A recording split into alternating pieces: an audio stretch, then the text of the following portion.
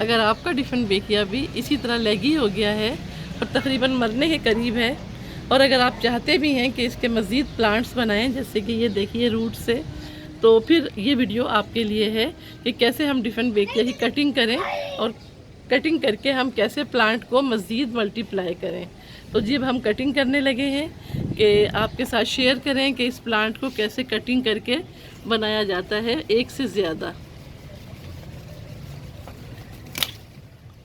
ये देखिए, ये हमने आपके सामने कटिंग किया और कटिंग करके ये हमने ये जो है इसके बना लिए हैं। अब हमने इसके डिफरेंट पार्ट बनाने हैं। तो जी ये नीचे ज़मीन में रख के हम इसके पार्ट बनाएंगे कि हम बना के किस तरह से जी इसकी कटिंग करें। अच्छा जी, कटिंग करने का मकसद ये होता है कि हर कटिंग में से एक स्प्राउट मस्ट होता है, एक प्लांट बन जाता है। तो जी अब हम ये कटिंग कर रहे हैं और इसको डंप केन भी कहते हैं। इसलिए डंप केन कहते हैं कि ये गन्ने की तरह भी लगाया जाता है हॉरिजॉन्टल कंडीशन उसमें। तो जी ये देखिए, अब मैं आपको दिखाऊंगी कि कैसे ये हम कटिंग करके इसके जी बस एक से हमने ये 4 बनाए हैं आपके सामने। तो जी ये देखिए, इसकी जो आइस होती हैं लगाने का तरीका भी मैं आपको बताऊंगी कि किस तरह से हम इसको लगाएंगे, और इसके लिए हमने क्या सॉइल मिक्सचर बनाया है, क्या हमने इसकी टाइम किस तरह से हमने इसको पानी देना है, और ये सारी चीज़ें मैं आपसे शेयर करती हूँ। इंडोर प्लांट्स में अगर हम डिफरेंट बेकिया का नाम ना लें तो कुछ मज़ा नहीं आता कि जो हमारे घर की ब्यूटी है वो डिफरेंट बेकिया से एंट्रेंस में रखे हों या हमने टेरेस में रखे हों। इससे हमारे घर की ब्यूटी में इजाफा होता है। लगाना बेहद आसान, जैसे कि मैंने अभी आपसे जिक्र किया कि हम कटिंग करके कैसे लगाएं। अगर आपका भी डिफरेंट बेकिया इसकी तरह हो गया है तो देखिए जी, ये मेरे 2 हैं। ये एक प्लांट से 2 बने थे और ये अब मैंने इनकी बनाई हैं, इनको गंडेरियों की तरह बनाया है। और मैं आपको दिखाऊंगी कि ये देखिए जी, इसको हम इस तरह भी लगा सकते हैं और इस तरह भी लगा सकते हैं। तो जी हमने ये देखिए, ये आइस होती है इसकी, इस आइस आप इस तरह लगा देंगे। तो एक बात और भी है कि ये बहुत स्लो ये जो है प्लांट मूव करता है। अगर आप ये चाहें कि 2 महीने 2.5 महीने में इसमें स्प्राउटिंग हो जाए तो ये पॉसिबल ही नहीं है। ये 4 महीने तकरीबन लेगा इसमें से स्प्राउटिंग होने तक। क्योंकि मैंने कुछ लोगों को दिया एज अ गिफ्ट ही दिया, तो उन्होंने कहा कि जी 3 महीने हो गए, 2.5 महीने हो गए, तो ये डिफरेंट बेकिया में स्प्राउटिंग नहीं हो रही। तो मैंने कहा जी आपका टाइम मांगता है ये स्लो बिल्कुल ये इंशाल्लाह चलेगा, लेकिन स्लो चलेगा। और सेकंड चीज़ ये कि ये जो है प्लांट जो है ये बच्चों से और पेट से दूर रखने के लिए है, क्योंकि इसमें ये कहते हैं कि अगर इसके लीफ कोई बच्चा मुंह में डाल ले तो ये काफ़ी जहरीला पौधा होता है और इसको बच्चों से और पेट से दूर रखना है। सेकंड ये कि जब हमने ये तो बना ली गंडेरियाँ, लेकिन गंडेरियाँ बनाने के बाद अभी हमारा दिल इतना खुश नहीं हो रहा हम इस प्लांट को कैसे लगाएं, हमने ये करना है। तो जी हमने ये जो है ये कटिंग उठा के ये हमने बहुत हैवी है, 2 मैंने ये किए हैं कि एक ही से एक पौधे से ये 2 बन गए थे। ये मैंने 2 लिए हैं, ये इतने हैवी हैं कि हद नहीं। तो जो ये वाला लास्ट वाला होता है ना पार्ट, इसको हम जो है ये लगाते हैं इस तरह से स्ट्रेट, बिल्कुल इस तरह करके हम लगाएंगे। और जब हम लगाएंगे तो हम इसमें जो सॉइल मिक्सचर है इससे क्या बनाएंगे तो मैं आपको बता दूं। ये मेरा सॉइल मिक्सचर है, इसमें मैंने गार्डन सॉइल ली है और कोकोपीट ली है और कुछ मैंने एग शेल्स भी डाले हैं। एग शेल्स ये ज़रूरी नहीं है कि आप डालें, लेकिन मैं डालती हूँ। मेरा कहना ये है कि इससे थोड़ा सा इसको स्लो रिलीज़ जो फर्टिलाइज़र है उसमें एग शेल्स भी शामिल है। तो जी मैंने ये चीज़ें ली हैं, अब मैं इनको लगाने लगी हूँ। और इसके जो ये तीनों हैं जो गंडेरी की तरह हैं, इन्हें भी मैं लगाने लगी हूँ। ये 3 हो गए। अब मैं इनको, अच्छा इसके लिए एक बात और है, अब बड़ा पॉट नहीं, जो मैंने लिया है ये 12 इंच का पॉट है और 12 इंच के पॉट में ये इतना वेट सह नहीं पाएगा। ये जो वेट इसका है ये ज़्यादा है। तो सबसे पहले तो हम इसको लीफ को रिमूव करेंगे।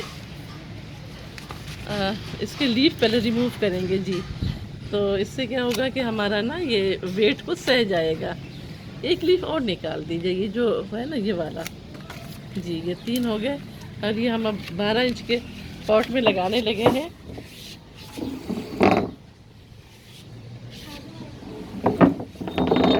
इंच का पॉट जो है उसमें हमने ट्राई किया है कि इसी में लगा लें। तो इसमें यही है कि इसके ना लीफ को रिमूव कर दिया जाता है। और क्योंकि काफ़ी पुराना है और ये आजकल होते होते ये अभी तक ये कंडीशन हो गई कि आजकल में ही हम रह गए। ये एक जब कटिंग करना हो किसी भी प्लांट को तो ये एक बंदे का काम नहीं होता, इसमें सब कई लोगों का होता है। तो अभी मेरे हस्बैंड आ गए तो मैंने कहा चलो अब अच्छा काम हो जाएगा। बच्चे जो होते हैं बच्चे ही होते हैं। तो जी अभी हम लगा रहे हैं।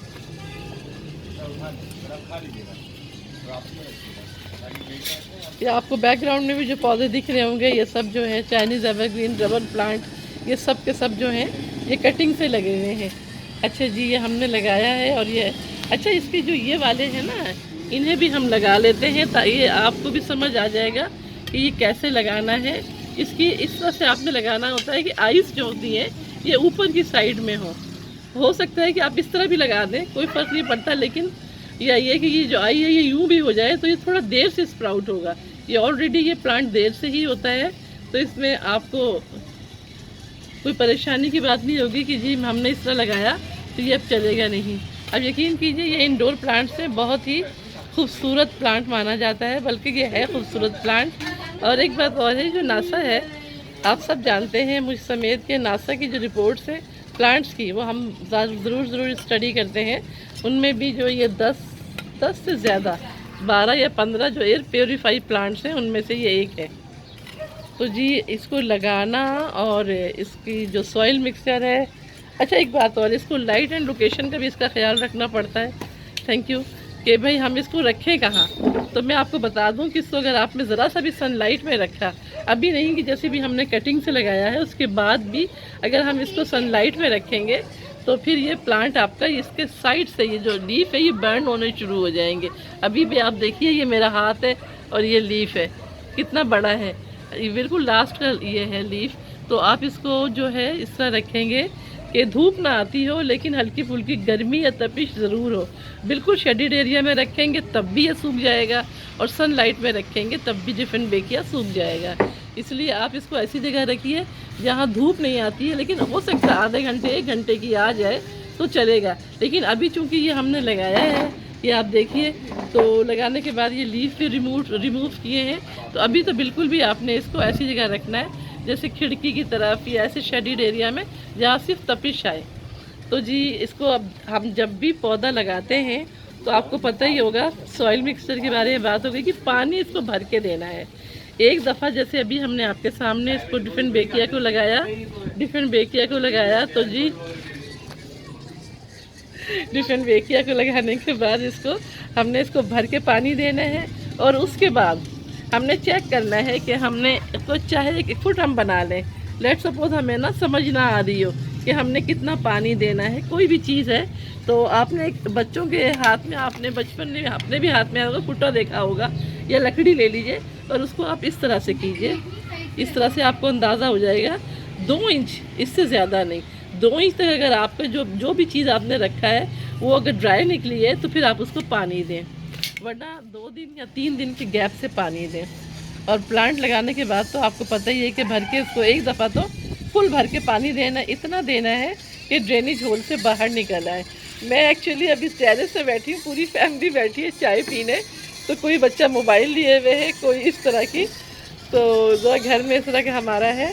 तो अब आपने देख लिया कटिंग की, बच्चों से और पेट से दूर रखना है, सनलाइट में बिल्कुल नहीं रखना नए पौधे को जो आपने लगाया है।